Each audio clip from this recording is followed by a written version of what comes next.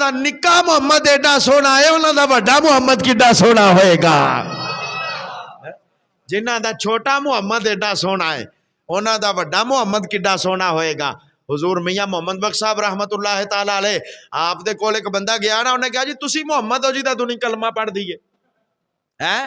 تسی محمد ہو جیدہ لوگی کلمہ پڑھ دینے آپ نے فرمایا نہیں اے محمد ٹھگ محمد اے محمد چور ہے جیدہ لوگی کلمہ پڑھ دے او محمد ہو رہے یہ تے کچھ بھی نہیں ہے گا تو حضرات گرامی عرض کرن دا مقصد ہے کہ نبی پاک دے غلامانو اللہ تعالیٰ نے ایسیاں شانہ عطا فرمائیاں سن جدھر جاندے سن لوگ ویکھ کے کلمہ پڑھ جاندے ہوندے سن